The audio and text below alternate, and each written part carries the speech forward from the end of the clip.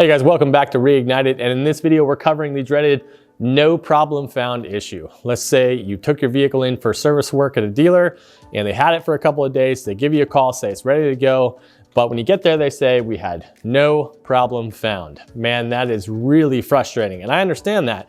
So in this video we're going to cover 3 different things that you can do when you bring your vehicle in for service that help alleviate this issue as much as possible. I hope you stay with me. All right, so guys, if you haven't seen any of my videos before, my name is Sky. I've been working for dealerships for the past 18 years. The last 10 of those as a technician. I have been a service writer as well. So I kind of know the whole process that's involved. And I also know a couple of really good tips that really help you to get your best chance of getting your vehicle serviced the way you want to. So we're gonna get right into it here with step number 1. All right, so guys, the number 1 thing you can do when you bring your vehicle in for service to help you out, be specific. Number 1 mistake I see people make. They come in and when they're describing their concern to the service writer, they're using really vague comments like it happens all the time, or it always does it on so-and-so street, or my husband hears it all the time, or my wife hears it all the time. Those sorts of things don't help us. We need specifics. You've got to break it down and know the conditions when it is most repeatable to get the concern to happen. Is it happening when you're accelerating? Is it happening when you're braking? Is it happening when you're turning? Is it happening when the engine is hot or when the engine is cold? Is it happening when it's hot outside or when it's cold outside? These are all specifics, guys, and they're really stuff that help us to kind of narrow things down so we have a better chance of duplicating your concern. Now, we're talking about a noise. Is it a ticking noise, a tapping noise, a knocking noise, a growling noise, a squeaking noise, a squealing noise? What kind of a noise is it? Now, noises can be subjective, so make sure that we're all on the same page as far as what kind of a noise it is and where it's coming from.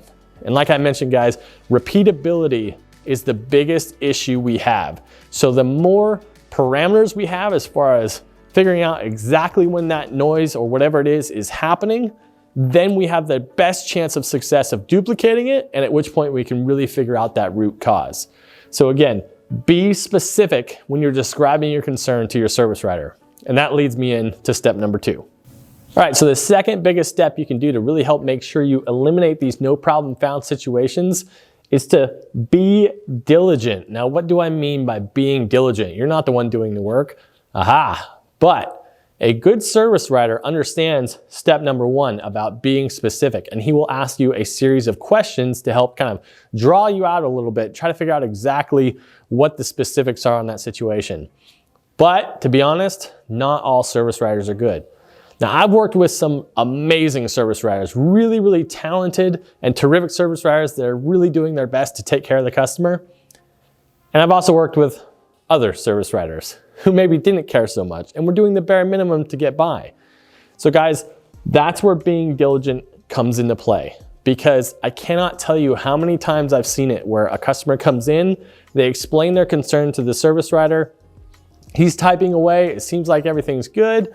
He prints out the repair order and says, sign here at the line, and the people do not even glance at the repair order. They just sign their name and they're out the door. Guys, you've got to be paying attention here. Look at that repair order before you sign it. When you sign that paper, that's you saying, I agree for you to do this work. And if the vehicle's out of warranty and you're paying for that, you just sign on the line saying, I will pay this amount of money for you to look at this issue. And if it's a vague concern, more than likely you're going to come back with no problem found. And now you're on the hook for paying that, when the reality was you explained it very well, but maybe it didn't translate to the page. So guys, really, really take the time, look at that repair order when it comes out before you sign it, and see if it accurately represents your concern. If it doesn't, make sure the service writer retypes it up and prints it out again, and that way you can feel comfortable putting your name on it.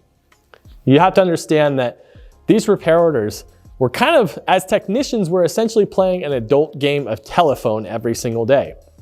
You are here, you're speaking to the service writer, you tell him something, he then writes something down which may or may not be exactly what you were thinking, and then it gets to us, and we have to interpret then from this paperwork what it is that you meant.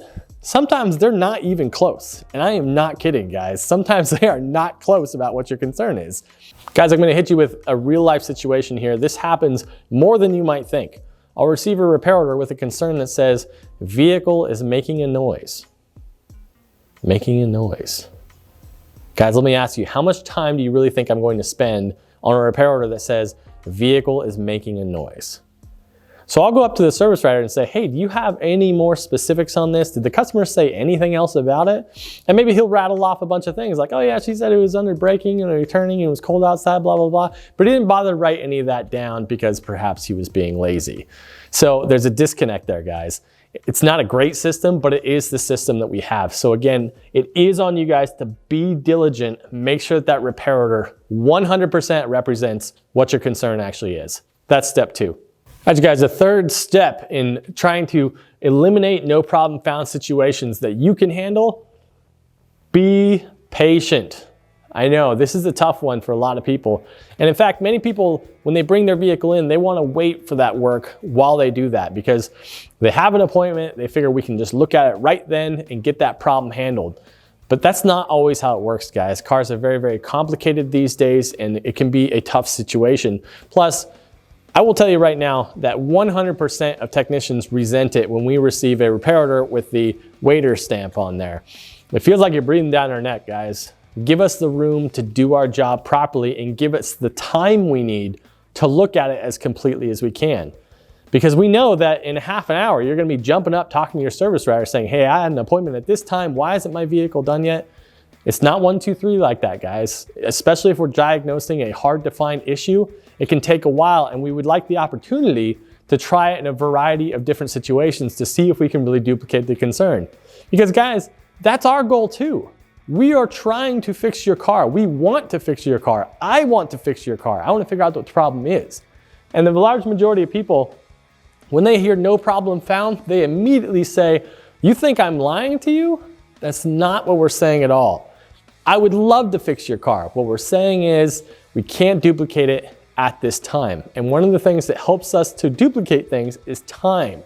Time and information allows us our best chance to duplicate the issue and avoid a no problem found situation. I want you to think about it this way. If you dropped your vehicle off for 2 days and they fixed the problem and you got it back and you were happy as a clam, or let's say you brought the vehicle into the dealership 5 different times for an hour at a time, and each time they said, no problem found. Are you going to be happier in the end that you just dropped it off for 2 days? Or are you gonna be happier that you keep bringing it back day after day after day, but don't give us the time we need to actually duplicate things properly? So guys, don't put us under the gun like that. If at all possible, when you bring your vehicle in for service, drop it off. I know it's a pain to be without your vehicle for a couple of days, but honestly, it's just a better solution. Now I can't tell you how many times I've heard somebody say, I don't know why it's taking so long. All you gotta do is hook up a box and it tells you what's wrong. Guys, I don't know who actually believes that out there, but if that were the case, we'd have the same quality of people working at dealerships as we do at McDonald's, okay? And that's not denigrating people who work at McDonald's, but I'm just saying, as far as level of experience and knowledge, guys, it's not that easy. Modern vehicles are very, very complex, and I make a nice wage as a mechanic and I make a decent living because it is complex and I have a lot of experience with it. So diagnostics are not always easy and they are not always hooking up a box to figure out what it says. So have a little bit of respect for what it is that we do and understand that sometimes it's going to take some time for us to do our jobs properly to try to figure out what that root cause really is. So guys, that is step number 3, be patient, please. So real quick to recap the 3 things that you can do to help minimize no problem found situations. Step number 1, be specific about the concern that you're having. 2, be diligent. Really look over the repair order, make sure it's exactly what you want that concern to say. And number 3, be patient. Give us the time to do our jobs properly and really try to locate the source of it. That is your very best chance of eliminating no problem found situations. All right, you guys, but the video is not over just yet. I want to give you a little bit more information about behind the scenes on how a dealership works to make you understand why we have these no problem found situations coming up so many times. Now, we're talking about warranty work here, and when you bring your vehicle in for warranty work, the dealership has to pay for that work out of pocket. They pay for that up front, and then they get reimbursed by the manufacturer for the work that they perform. Now, there are several very large and very thick textbooks filled with rules about what a dealership can and cannot do in order to get paid for that work. Guys, you have to realize that the dealership is one company, the manufacturer is another company. They may share that brand name, but they are in no way affiliated with each other, and therefore they are separate entities. They're not going to do what's in the other one's best interests. So they have to abide by those rules in order for the partnership to work. This means that if a dealership knows that if it performs a certain type of work and it will not get paid by the manufacturer for that work, it won't perform that work. That's just the way it is. Would you go somewhere and do work if you knew that you were not going to get paid for it? Of course you wouldn't. So it's the same thing with a dealership. A lot of times people get frustrated and say, why won't the dealer just step up and take care of this for me? The manufacturer is covering it. Well, they're not all the time. And the manufacturer is only too happy to step back and let the dealership face the brunt of that when they tell them no. The manufacturer just say, hey, you deal with your selling dealer, whatever. And the dealership has to be the one to say no, because they know that they won't get paid for doing that work by the manufacturer. So back to the matter at hand here at the no problem found situation. Guys, as technicians, we are taught that the very first thing we have to do, number one on the list, is we have to verify the customer's concern. We have to be able to duplicate it. Now, as technicians, we're paid on something called flat rate. Now, I don't want to go into it too much, but I do want to give you a basic example of how this works. Now, flat rate pay basically says you get paid a certain amount of time for a certain job, and that is it. That's full stop right there. So no matter how long or short it actually takes us to do a job, what we get paid is what's in the book. Let me give you a quick example of this. And another important distinction is that there's a difference between customer pay time and warranty time. Now, here's a basic example. If I was going to change out a water pump on a vehicle, well, the book time under customer pay says I should get paid 3.2 hours to do this job. The same exact job under warranty time pays 1.8 hours. Now, let's say it took me 2.1 hours to actually do the job. Well, in this case, if it was customer pay, I would have made 1.1 extra hours for that job, but I would have lost 0.3 hours for the warranty job. And this is a very accurate example. Generally, you're going to find that your warranty time is around 60% of what the customer pay time would be. So that's a flat rate system. It doesn't matter if I took 5 hours to do this exact same job, I'm getting paid one of these two times based on whether it's customer pay or warranty pay. Guys, that's how flat rate works. So now we come to the meat of the matter. Guys, I want you to think about how much time do you think the manufacturers give us to actually diagnose a problem? I want you to pause the video right now, go to the comments and write down exactly how much time you think that they give us to diagnose an issue. All right, I'm really interested to see all of those replies in the comments. Guys, the answer is 0.3 of an hour. You know how long that is? 18 minutes. That is how long the factory gives us to diagnose an issue, 18 minutes. Therefore, if we are working on a vehicle and after 18 minutes we have not been able to verify the issue, we are no longer getting paid for that time we spend on the vehicle. Now, there are certain exceptions to that. You can apply for more time based on extenuating circumstances, but by and large, 18 minutes is all we've got to look at your vehicle and figure out if we can find a problem. Now, I'm gonna tell you right now, guys, I am a very dedicated tech. I believe in what I do, and it is my goal to actually fix your vehicle. Nothing makes me happier. I really enjoy it because it's a tangible result. Your car was having this issue, you were not happy. I was able to find the issue, fix the issue, and now you are happy. That makes me be able to sleep at night, so that's something I really enjoy. But let's apply it here now to that original scenario I talked to you about where I receive a repair order that says, vehicle makes a noise. You know what I'm gonna do with that repair order? I'm going to drive the vehicle, I'm going to do a visual inspection, and then I'm going to check the computer for any sort of TSB or technical service bulletin that could be relating to that issue. If I don't find something at that point, guys, I'm shipping that car. It's out of my bay and I'm moving on to the next, because guess what? I've already spent more than 18 minutes on that vehicle, and I'm just not willing to waste any more of my time on something that's that ridiculous.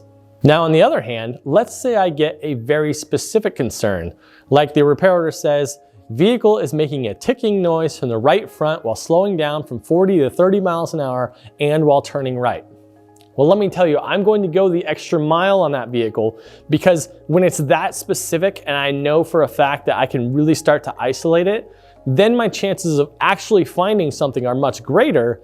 And then I know that even if I spend more than those 3/10 of time diagnosing the vehicle, if I can verify there's a problem and change out a part, then I should be able to make up some of that time during the repair process. All right, so now real quick, I want to discuss something that I do not want you to do when you bring your vehicle in for service. Do not take the technician with you for a ride along to show him exactly what the vehicle is doing. Now I'm gonna add a caveat to that. If you can make it happen right there at the dealership, right there in the drive, no problem at all, go for it. But if you need to go out on a main street, do not take a technician with you. Take the service writer with you, and then if you can then verify the noise, he can relay that to the technician. Now, why do I say that? Well, as we've already discussed, technicians are working off of flat rate pay, which means that the moment I step into your vehicle, I am no longer being paid. You are costing me money by driving around with you, because the first thing that people do is they drive 20 minutes away from the dealer saying, well, I'm gonna go over here because I know it always does it over here. And then they proceed to become more and more frustrated because it won't do it. And they're like, I know it'll do it, I know it'll do it. And guess what? I'm frustrated too, because you're costing me huge amounts of money by holding me hostage in your vehicle.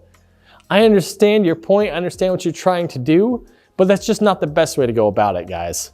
So again, if necessary to go for a ride along, try to get the service writer to do so with you. It helps out everyone, guys, trust me. So guys, obviously we're never going to be able to eliminate the no problem found scenario entirely, but I hope you learned some stuff today, give you some tips about how dealerships work that really gives you the best chance that when you do take your vehicle in for service, you give everyone the best opportunity to find out what the source of your problem really is, and you can get it fixed right the first time. All right, you guys, we'll see you next time on Reignited.